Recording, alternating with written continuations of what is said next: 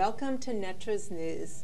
I'm Netra Halperin, and this evening we're going to be talking about gross national happiness. Now, everybody knows what gross national product is, and this is a different way of measuring an economy. We have two great guests here this evening. We have Kutira Decosterd, and she's a spiritual environmental activist. Correct. And Kutira is very familiar with Bhutan, and that is the country that has pretty much began the idea of gross national happiness, and she'll talk about her relationship with the king and the queens and what she's learned about gross national happiness. And we also have Robin Knox, who's a veteran Netra's News guest. I think this is your third show by now, right? I think it is. You're right, Netra. Thanks for having me back. Well, good guests. We just keep re-inviting. And you'll be talking about some of the economics and environmental aspects of gross national happiness. And yeah, and how the environment is the economy and how that relates to quality of life and gross national happiness. Great. So please start off, Kutira, and tell us, what is gross national happiness? Gross national happiness probably started in that little kingdom, and for those people who don't know where Bhutan is, it's actually embedded between two giants, China and India, in the Himalayas. And it's a small, beautiful kingdom in the size of Switzerland, where you probably will detect that I have an accent because originally I'm from Switzerland. Same size.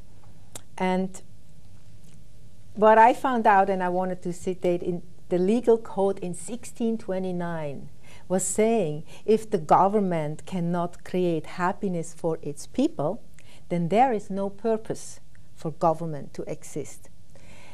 I think that's where it lies. And just to give you a little bit of history about gross national happiness, in the 70s, a young king who came in to be the king was only 18 years old when he declared, and I like to read that to you because it is his words, what he said with 18 years when he became king. The concept implies that sustainable development should take a holistic approach towards notions of progress and give equal importance to non-economic aspects of well-being. And since then, that king has really guided this country with such a wisdom of saying that the wellness, the happiness is more important than the gross domestic product. So I sum that up, and in 2008 he gave his kingdom to his son, and they became a democracy. They had their first election, and I would like to read something more which now is in the constitution of the Bhutanese government, and Article 9 in 2008, and that is also very important, and I'm going to read it to you because I cannot memorize, and I don't think it is important to know what they have. The state shall strive to promote those conditions that will enable the pursuit of gross national happiness. Gross national happiness measures the quality of a country in more holistic way and believes that the beneficial development of human society takes place when material and spiritual development occurs side by side to complement and reinforce each other. Absolutely. So that's wonderful. Beautiful. And this country lives it, breathes it, and is it. And I am very happy to be here and share more about how it has affected me personally and with my look at life. And so Robin, why don't you tell us what your relationship to this idea of gross national happiness? Well, I think it comes from the Kutira's, she read Article 9 and it used the term quality, and I think that's where it comes in, because if you look at what do we really mean by economy, We mean the movement of goods and services is the true definition. It's not about financing or money. It's about goods and services. And how do you create goods and services? You create them from materials and the labor and the creative power of the people. And that's really all you have to create in the world and to manifest is energy and material. And so if you look at the environment, it is a giant machine that moves energy and material around the world. And so it is part of our economy, and it delivers goods and services to us, like clean water in the rain, and food in the fisheries. And so the protection of quality of that environment creates conditions under which not only humans, but all the organisms that contribute to those goods and services can thrive and truly reach their fullest potential, which is what I think we mean, I know it's what I mean by a spiritual path, is reaching the fullest human potential. And so if we can just create the conditions under which we can all thrive and have that quality of life, then we measure, more in happiness and, that quality more than dollars, because it's about what our existence is like and how we treat each other.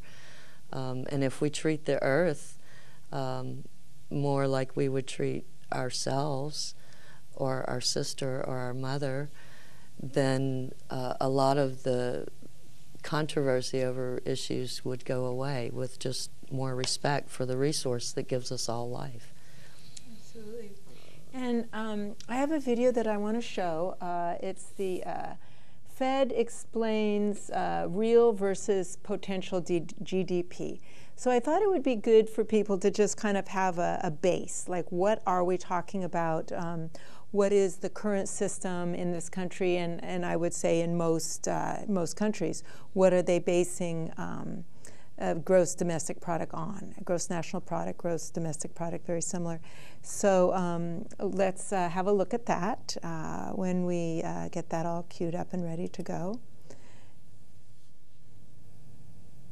What did you do today? Maybe you trimmed hedges, fixed a car, baked cupcakes. Add up the value of all this work and give it a name. Let's call it GPY, the gross product of you. Okay, first of all, the background Some is days, again, the gross product of you is high. Oh, wait. And some days, well, it's a little less high. Of course, everyone has a GPY. And if we add up all the GPYs, we'd know the total value produced in our economy every day. Government statisticians carry out this kind of adding up every 3 months, and they call the resulting value our national GDP, or gross domestic product. GDP doesn't include the stuff we do for ourselves. So when we cook our own meals and cut our own lawns, that's not counted. But generally speaking, everything people living in the United States have produced for sale in our economy gets counted. At the Federal Reserve, it's our job to set monetary policies that best promote maximum employment and price stability. To do this, we need to know how much our economy is producing. And we need to have an idea about how much our economy could produce if it were working at its full potential. That's called potential GDP. So what's your potential? How does the gross product of you compare to the potential gross product of you? Figuring out your potential is tricky, so let's set a few ground rules. First, your potential isn't the maximum you could produce. After all, you'll need some time to rest, so let's not include the stuff you could have produced on your time off. If you didn't trim hedges because you were enjoying a ball game, we won't count that. And let's not include the stuff you can't do because you don't have the capacity. So if you didn't bake cupcakes because the oven is broken, we won't count that in your potential. On the other hand, if you wanted to work more hours repairing cars, but business has been slow and your manager has cut back your hours, we will include the hours that you didn't work as part of your potential. Now to expand the idea of your potential to our national potential. When government statisticians gauge our national potential, we call it our potential GDP. Potential GDP is the value of all the things we had the ability and desire to produce in our economy, even if we didn't produce all of it. If GDP is different than potential GDP, then we have a problem. The economy isn't employed at its full potential. If the economy is operating below its potential, it means that there simply isn't enough demand to keep us all fully employed, and the policies of the Federal Reserve will need to be adjusted to promote more spending in the economy. But GDP can also exceed potential GDP. In this case, the economy is being overworked and most likely will experience rising prices. The policies of the Federal Reserve will need to be adjusted to keep spending in check. Congress has asked the Federal Reserve to promote maximum employment and stable prices, sometimes called our dual mandate. We do this by setting our policies so that, over time, GDP and potential GDP are in alignment. A precise measurement of our potential GDP is tricky. In fact, this is the subject of frequent debate among economists. At the Federal Reserve, we spend lots of time trying to gauge how close the economy is to its full potential. But that's what the Federal Reserve's dual mandate is all about, to make sure our monetary policies are calibrated so the machinery of the U.S. economy is operating at its full potential. If you'd like to know more about GDP and other economic topics, check out the resources on our website at frbatlanta.org. Okay, so does that make sense to you ladies, or seems a little? Not much. I think it seemed to me that I didn't necessarily follow the logic of what they're saying, but I'm not an economist and don't know a lot about that, what they were discussing. You, Netra, have done a lot of shows on that. I'm sure you know more about it. But I think that some of the indicators that they were using, like how much of your time were you not working for someone else is your potential, you know, I think that's a false indicator of, you know, what a potential of a human is and what our society could potentially be if maybe dollars weren't our medium of exchange, maybe, you know, making quality of life for ourselves and our community better was more our medium of exchange, what we can do to help each other, if that was our focus more than dollars. What do you think, Kutira? How do they do it in Bhutan? Well, you know, definitely time use is an indicator of happiness. How do you spend your 24 hours? How much do you work? How much you take off? How much do you spend with your community? How much do you expand your spirituality? That all is part of it. That all counts. And how much are you really the diversity of life? And when you go to Bhutan, it is really very rich on it. There, the people, it seems to me, they are more involved in the culture, with the environment. The environment is so rich there because if you cannot rest in a nurturing, clean environment, you're under stress. So that's all part of the indicator of an happiness factor. Well, I don't know how much money you make with that, but you're more productive if you are healthy and strong. And for example, the king has put into the constitution 65% of the entire national forest that not to be touched. Yeah. That seems to me an amazing step of saying this is more important, that we hold our nature, and it's about happiness of all sentient beings. And it's not about if I am happy, then everything is right. I can only be happy. And I would like to give another quote of my dear friend, and I am really so impressed by Lynchen Chikmi Finley, which is the Prime Minister, the first Prime Minister of Bhutan. And it cannot be said so more eloquent than how he says it. And I like to read it because, as I said, I couldn't say it so beautifully. We have now clearly distinguished the happiness in G&H from the fleeting, pleasurable feel-good, right, mood so often associated with that term. We know that true abiding happiness cannot exist while others suffer. It comes only from serving others, living in harmony with nature, and realizing our innate wisdom and the true and brilliant nature of our own minds. That speaks to me holistically. That is for me what we all should kind of embrace, an holistic economy.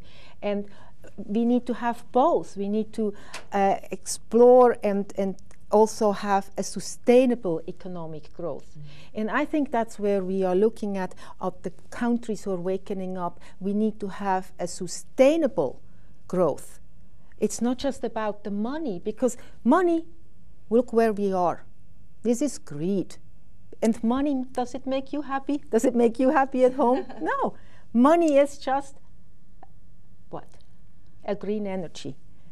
But happiness is something you have to cultivate and you have to put them together. And I also feel Bhutan has such a rich spiritual, fertile ground, which here in America has come short. We don't see the holiness or the divine in nature or in the animals, how we treat animals, what we do with animals, it's just not. The water, how we treat the water. Absolutely. The divine source of life. Absolutely. And, we don't need, we can actually live without electricity or oil, but we can't live without water, I live off the grid since over 20 years. Right. And, yes. So. And another thing that's interesting is that technology has improved over the last years. Mm-hmm. And so everybody, these same economic indicators, they're talking about people needing to be employed. So people need resources, people need an income, and things need to get done. But we could get a lot done with a lot less people because we now have technology. So this whole thing about jobs, it's kind of putting the emphasis in the wrong place. Kind of like that, I think with that movie, the emphasis is kind of, it's a lot of putting the cart before the horse instead of, okay, we all need shelter, we all need food, we all need transportation, and how can we work to get that? And people like to work. I mean, people like to do things. This idea that if you don't, crack the whip, people are all going to sit and couch potato, I certainly don't think so. It comes from them being healthy and being able to thrive. And what if everybody was doing work that they really loved and that it was just their bliss and it just fed them to do that work? I'm privileged that I have that in my life, and I know many people don't. But what if we were all following our bliss and our society supported that with education? And and proper environmental management, again, because as Kutira said earlier, pollution is a physiological stressor to the organism. And Lama Kunga Rinpoche told the Tara dancers here on Maui, he gave us this Dharma talk about all sentient beings includes the microbes and the algae. And I was resisting that, and then the next thing I knew, I was doing research on the microbes and the algae and getting to know their families, their ohanas, their assemblages, how they function in the world, what they do, their beneficial functions, how things can get out of balance. And when we don't respect, and part of the respect is like our own waste. There should be no word as wastewater. Our waste even, because our metabolic waste is food and energy for other organisms and animals and creatures in the world. I think that's another part which I saw in awe, that this country has managed of not allowing any pesticides come in, because they say that food may be cheaper if we put any pesticides on, but it's not healthy. So therefore, they stay into the organic. Organic food is very important. And even for us here in America, I feel it is actually very sad. Even today, I got an email with a movie, a YouTube by Gary Null, about what is happening with the FDA, which will outlaw organic food. Well, that is really challenging, and I think that's absolutely wrong. We should feature organic food. We should get away from GMO. That's not allowed in Bhutan. Bhutan, you don't even smoke. Smoking is not featured in Bhutan, but naturally they go for the health. And what you said about it's cheaper, it's cheaper in one phase, it's cheaper in the growing, but in the cancer treatment phase, it's much more expensive. And see, that's what people forget, is we are a system. And as a society, we are a system. It's an economic system. And if you, again, if you scrimp on good farming practices, you're going to pay a whole lot more in medical insurance and medical care. And to say, well, I don't personally pay for it, that's not true. Because when people have these long, expensive diseases, it raises everybody's premiums. And then people that aren't insured, they go to they use the emergency room as their medical doctor visits, and that's extremely expensive. So we are all one system, and there is no getting around it. And as you said, I cannot be happy till all beings are happy. That's a Buddhist saying. And so it is absolutely not cheaper to have bad food. It's more expensive. On the long run, it's more expensive. Absolutely. And where it starts, that we vote a government who cares enough for the all-over being of good health. And that's why I'm so excited to be here, Netra, to have that discussion with you, because I know you're one of those women which I wholeheartedly support, because you will go out there, you will stand up for a healthy, well-being way of life. And if, as I said in the beginning, written in 1629 in Bhutan, if the government doesn't care for your well-being, there's no need to have a government. There's no need for me to vote for anybody if they don't care really for my well-being and happiness. And that's why I appreciate that you are actually going out there. And especially as a woman, we are the nurturer. We are the nurturer of the earth. Our environment is so fragile right now, and our Mother Earth needs that support, that natural, organic, green growing, and therefore we need voices who stand up, and we need to hear them, because I feel slightly really disappointed of what's happening all over the world. And here comes this tiny little country and says, well, how about maybe national gross happiness? And I remember I think it was in 2006 or 7, I was driving in the car with His Excellency the Minister down to the south to go and look at some bamboo. And he said, and I said, well, you should make an address at the United Nations of National Gross Happiness. And says, no, time is not yet ready. And just this year, in April, he did that address which you saw. And people listened. People suddenly, other countries start to listen. Why are they listening now? Because we need change. We need new ideas. We need to shift, and not just a little bit. We need to shift dramatically if we want our children, your children, grandchildren to have a sustainable, healthy living and choices. I don't want the government or the FDA tell me what vitamins I can eat and which I cannot. That should be my choice. I'm old enough and take responsibility, but I want a government who supports me in that. Absolutely.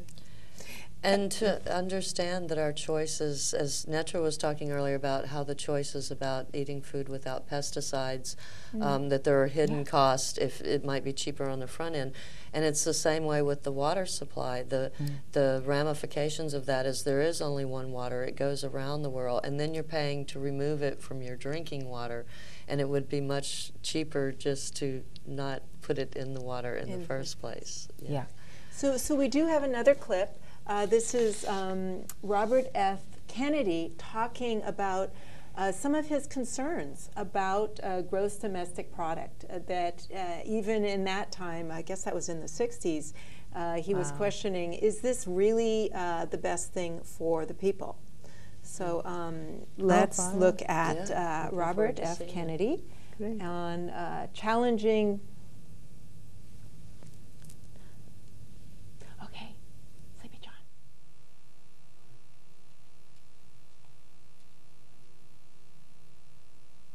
For too long, we seem to have surrendered personal excellence and community value in the mere accumulation of material things.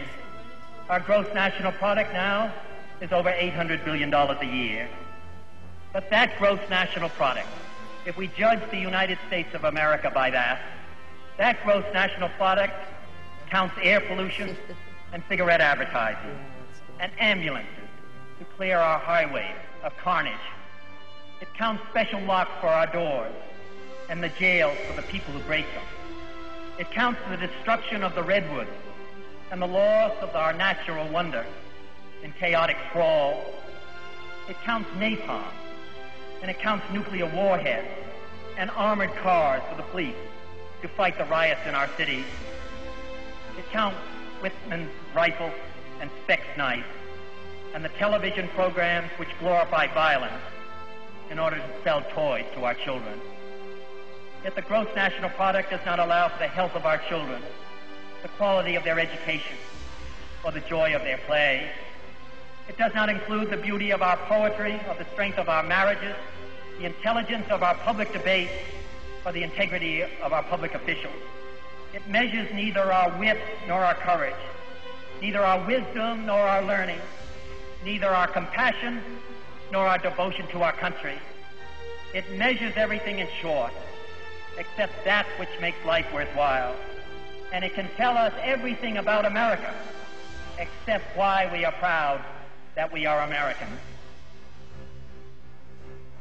Glad you I'm, brought I'm, these. I'm so glad I got Gary Null. I just got that yesterday and I sent it on. Okay, so we're back. So what did you think about Robert Kennedy's questioning the federal, the gross national product as a indicator? I have to be honest, I didn't watch it. I was talking to you, so that's a question I cannot answer. I bail on that one. Basically he said, ambulances are considered part of it. Armaments are considered part of it. All the things that we don't necessarily want to be using are part of the gross national product. So, and I also happen to know that, healthcare has gone up, and it's not because we're getting healthier. Actually, United States has the lowest outcome of one of many industrialized nations. So we're spending more money on things, but we're not having a better life. And that's what he was challenging even back in the 60s. Mm. His son, Robert F. Kennedy Jr., came to Maui to talk about nature. And what surprised me, he was, speaking for a nonprofit that was, it was part of the Dowling Green series, but he talked about spirituality and nature and how the reason we go to nature, the reason we preserve these beautiful spaces is because that's where we get that divine source of life and that recharge and that energy that allows us to go out in the world and deal with all the things that we all have to deal with to live here together. And he talked about the importance of that. And it surprised me because I didn't expect that. I expected it to be more save the bears or, something like that. But I think he's right. I think that's why the ocean is so healing. And I think that's why people come here to Maui, and because of the beautiful healing environment that we have here. And a clean environment does calm the organism and detoxify it. And if we understand, as Kutira understands very clearly, that what we put in our bodies influences more than just ourselves, but it influences everything around us. One of the principles of environmental management is that organisms influence the environment and the environment influences the organism. So it's a communication, and all those beings are sentient. We're communicating with them through our bodies and through the chemistry of our bodies and what we put out in the world. So it's important what we put into our bodies, because it affects what comes out. Well, not only that, I think our environment is so crucial for our thriving of our I read a book on Bruce Lipton, and he says the DNA, your genetic DNA, is not just made up from your parents or from your ancestral line. It actually, the surroundings, the environment is as much forming who you are. And so many people now, their life qualities in urban cities have been stripped to 5 jobs a day that they survive. They can pay their bills and whatever. They have no anymore that resting place. It's everything. There's no silence anymore, only noise. There is no good air. So when we take those life qualities away, everything is going down to bringing more stressful and bodies who breaking down. Right. And you talked earlier about the FDA attempting to outlaw organics. Yeah. And what we have in America is we have a bot system, and that's what's really sad. And it's because of the way our political system is set up. And I pretty much say this on every show. And the problem is, especially at the higher levels of elected office, the amount of money that it costs, it gets higher and higher and higher. And now with these super PACs, it's just millions and millions of dollars. And the only way for these people that running for office can get those millions of dollars is to get it from the corporations that have that money. And then once they get into office, those same corporations come to them and say, now please make policies for our benefit. So these corporations aren't that wealthy because of the great, I mean, some of them may have a great product, but it doesn't make that much humongous wealth and billions. It's from lobbying the legislators to get what they want. So then they also, a lot of them have subsidies. You know, some people are against welfare, but the corporations are getting way, way, way more welfare than any human, you know, $600, $700 a month. They're getting millions and millions and millions. And that's why our air quality is going down, our water quality is going down. That's why people are getting poorer. That's why people are getting sicker. That's why the quality of life in this country is going down. See, and that's why I love you, Netra, that you speak out on a TV show like that. Because one of the legs of gross national happiness, you may be wondering, you know, how do you measure happiness? Is also about good governance. Really having a government you can trust, you can believe in it that they want the best for you. And yes, our government is mostly bought off through those big corporations. And the FDA, if a drug is approved FDA, that doesn't mean anything to me anymore, because FDA has killed more people than with a drug they say it's good, you know, than a drug they don't give the approval, which we know it can be good. But it is so natural because it lies in the herbs, in the medicinal herbs, that they would outlaw that. And that's another part in Bhutan. They preserve the medicinal way of healing and also the Western, but it's a combination. Yeah, integrated. It's integrated. Here it's either this or this, but because the corporations are so much more powerful because they have the money, that a little mom and pop shop or a little doctor who just come up with a great solution, never going to put it out. And I do actually know that we have solutions for cancer and other parts, but they will never make it into the big mainstream because it's not a money making. It's unfortunately money true. rules. And as long as money rules with such a power, we will not be able to preserve this land, this planet. And that is not what Mother Earth is calling forth. Or humans. No, Or you're humans, right. anything.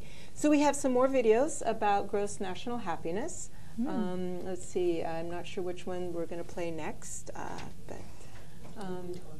Okay, we're gross national happiness in Bhutan. So let's look at how it's being implemented in Bhutan.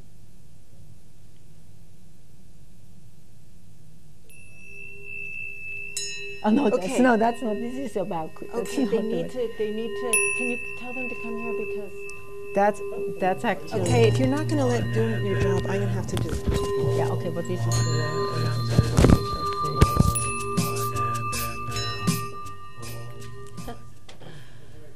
Well, something went wrong here, but that's actually a clip out of... something went wrong here. Do we talk now and say? Are we live? We're live.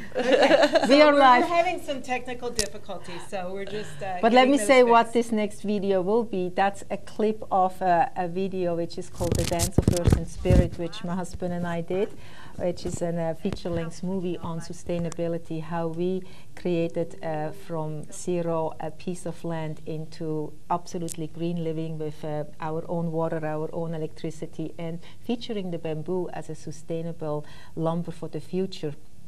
And so in Bhutan, as I go there quite often, the Prime Minister really was very much interested about building with bamboo, because they want to uphold the 65% of the conservation of the national forest, and so looking for alternatives. And so the bamboo certainly lends itself, and that's a little clip out of the movie The Dance of Earth and Spirit, the connection with bamboo and Bhutan. So that's actually the next okay, so that's the one we're going to be watching. Yes, yeah. Or maybe a little bit later we'll be watching. Maybe a little bit later. Here here it comes. And now we need to get the sound behind. Hey, the sound is missing.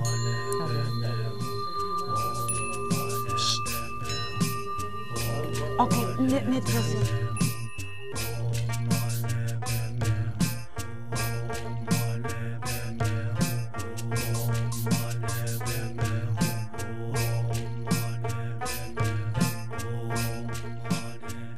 I was just recently in Bhutan, and Bhutan is one of the last amazing biodiversity country, you know, like where the nature is in balance with the people's use. I'm very impressed, and I have been there for many, many times, and I feel really it's a country who we can learn a lot.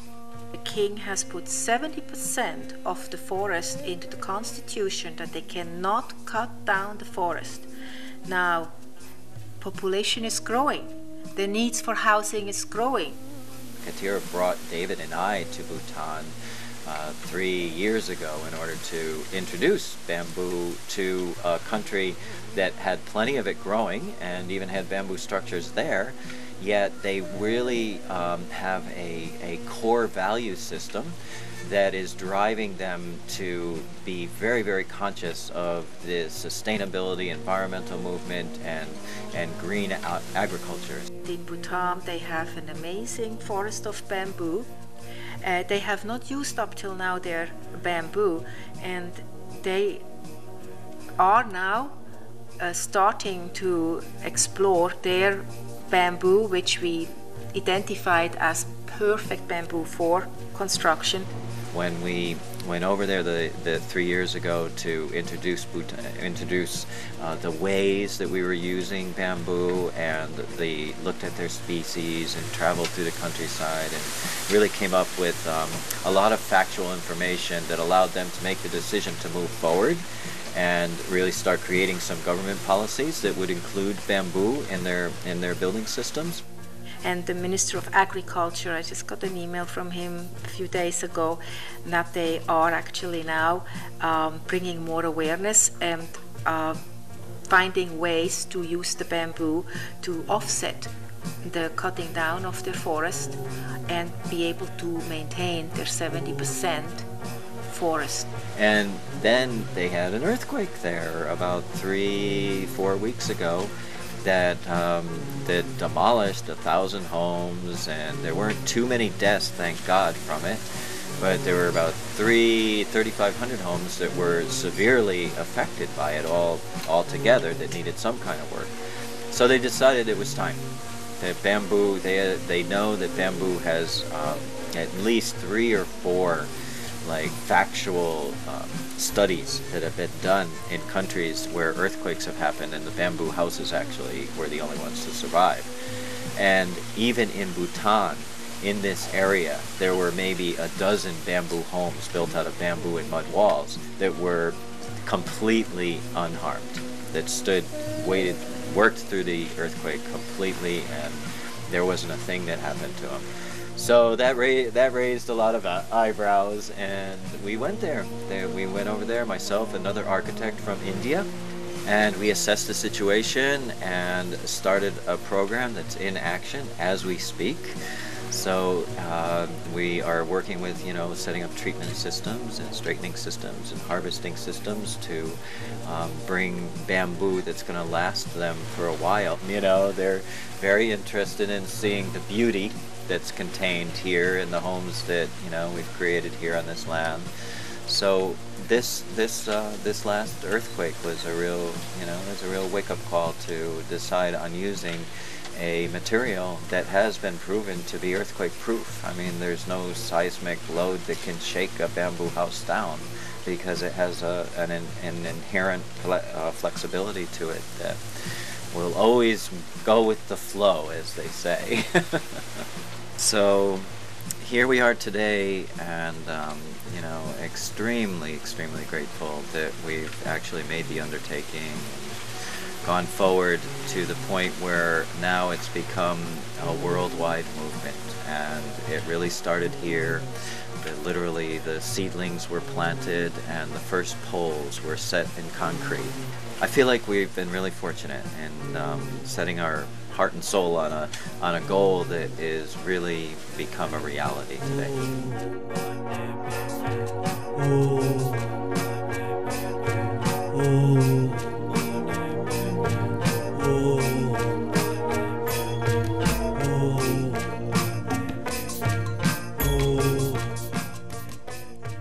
Okay, so you were in Bhutan.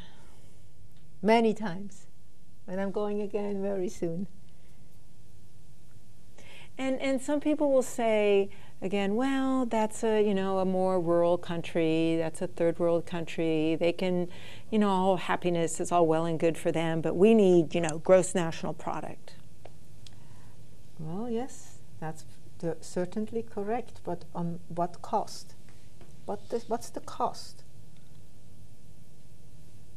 I much rather have less and have a good way of living and have a peaceful life and don't have to do 4 jobs, and quality of life, embrace quality of life.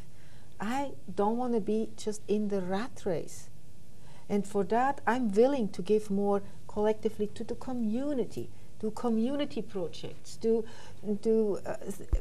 parts, education. I actually do a lot of educational projects with our young students who come and show them about sustainability. To give.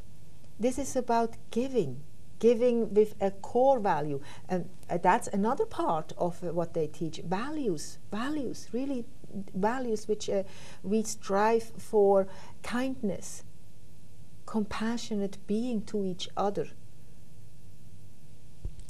Absolutely. It's about the true cost too, Netra. It's we've talked about the relation of the environment and quality of life to cost, but right now there's a hidden thing going on where much of the cost is paid by the public and the public trust of our natural resources such as the water.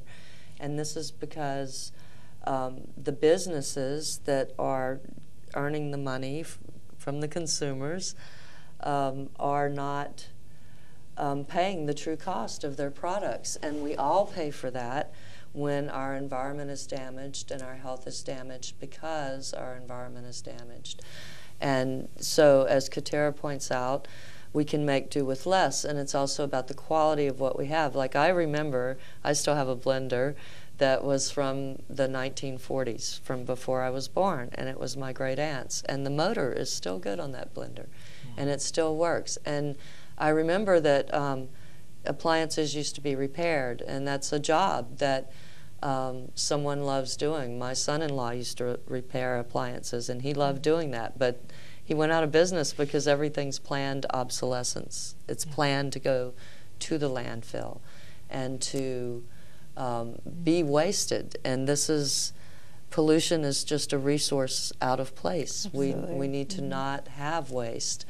And we can create with more care, with more artistry, with more investment of our creative power into what we create, and treasure it and keep it for a lifetime, and recycle, reuse, reduce waste, and really care for our water, recognizing everything that we put out goes out to the other beings. They've actually shown that the turtle tumors have the protein that's structured from the nitrogen in our waste, because as Kutira was saying, your body's constantly creating these proteins and like DNA, and things can get incorporated. And so the tumor DNA incorporates the nitrogen from the wastewater from the humans. And so we want to think about what else is in that wastewater. Is it full of pharmaceuticals? Is it full of things that the bacteria don't know how to break down? Or is it full of natural medicines that evolved with the DNA of the turtles and the algae and the microbes? Well, it goes also to that place where I think we have the rights to know what we eat. It's not okay of not having a label law where it says on your package if this is a GMO derived or if this is something natural. I'm really against of having a hormone-filled cow to eat or anything because I want the right to have natural food. And I think at that point it is where we cannot even blame the government. We have to take action, as it's ultimately the choice is us, the people. We have to wisely elect the right people. And that's why I'm here. I want to know who's going to take care of me. But it's the people need to take care of themselves and stand up and have a voice. And for me, G&H today is really about the fundamental right of values of kindness and equality and humanity, and the pursuit of sustainable economic growth. Sustainable, right. Sustainable economic growth, because we cannot stop that. But when we are investing in a business, are we investing with a social consciousness? Are we investing that we say, okay, what we get out is that, does that make sense to our Mother Earth, to our water, to our air? Is it just really polluting it? Is it in a balance? Right. And if we come all to that understanding that we need to take measures to live a life where we have better quality, we cannot leave that in the hands of a Senate or of a president or of anybody government. We need to support and we need to tell the government what we want.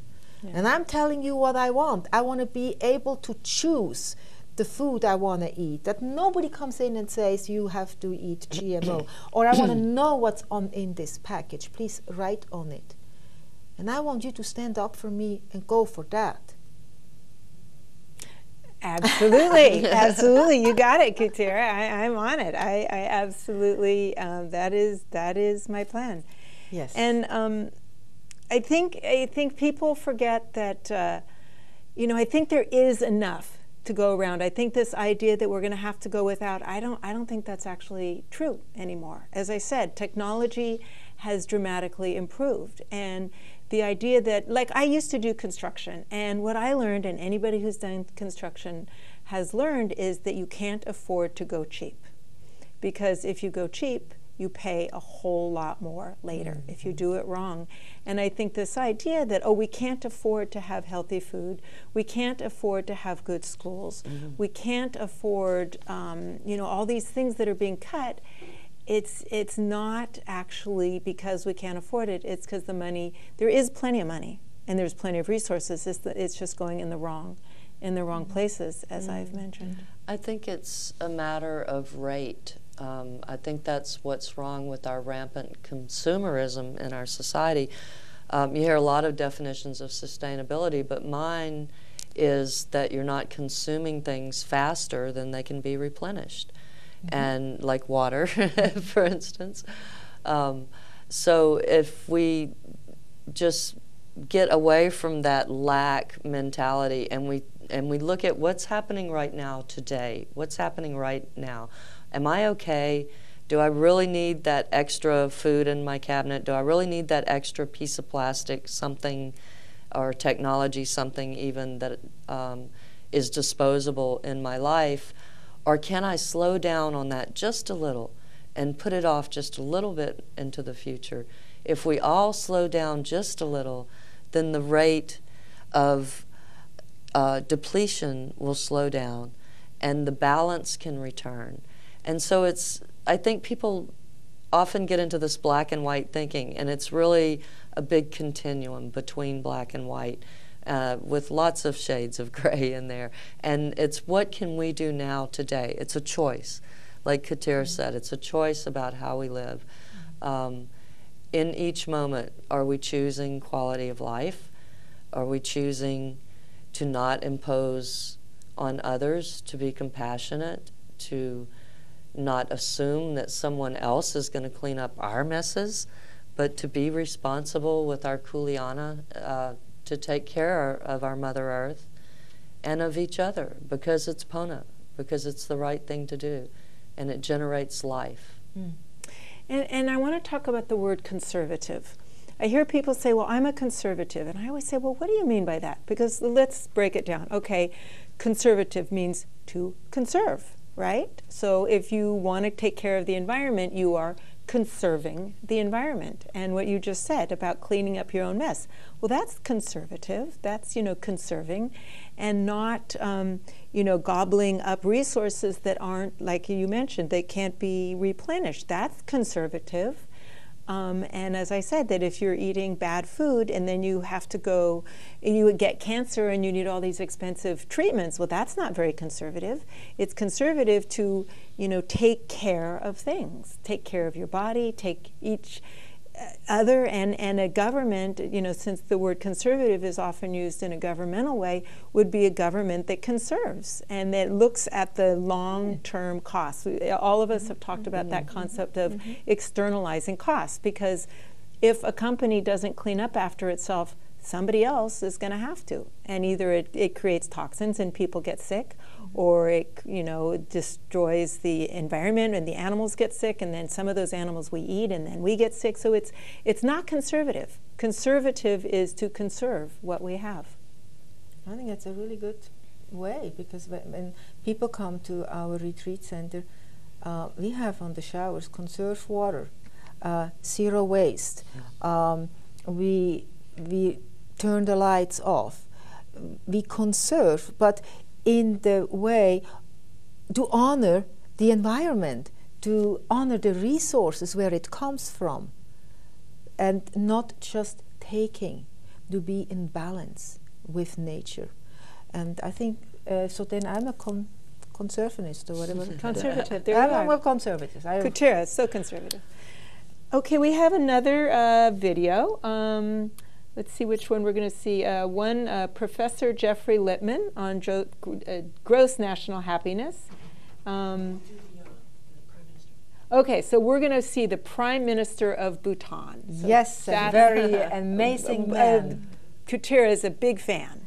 I really, truly love him. The GDP model is that it is entirely economic centered, based on the belief that limitless economic development can take place,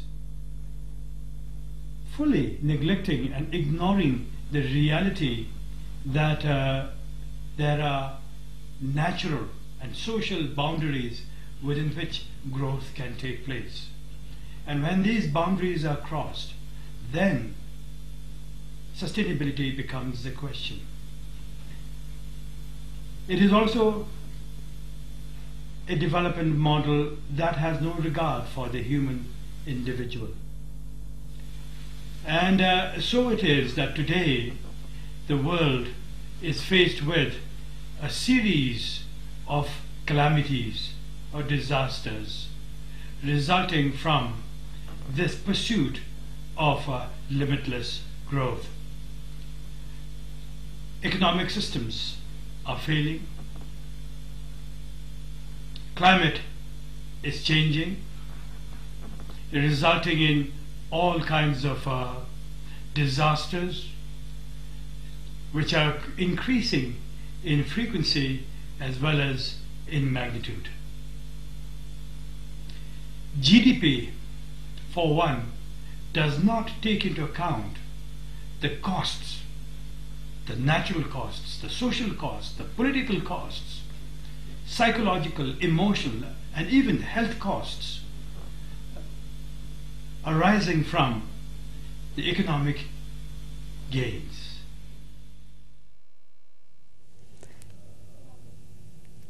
Okay. Yeah. So you were very impressed with this man. Well, this man has really a vision for the country. Being the prime minister, that means you have to have a vision of the goodness of its people, and he has pushed the envelope really to the max. Right now, every week, Tuesday in Bhutan, you're not allowed to use your car. Get your bicycle or walk. I know it's quite stretching, but can you imagine we say, hey, let's do a day of resting to give our nature a rest here. Of course, the taxis can run and everything, but no, just driving around. That they outlaw the pesticide, that they outlaw the shortcuts. It has to be with leadership of compassionate wisdom, and this man holds it. He's truly a world leader.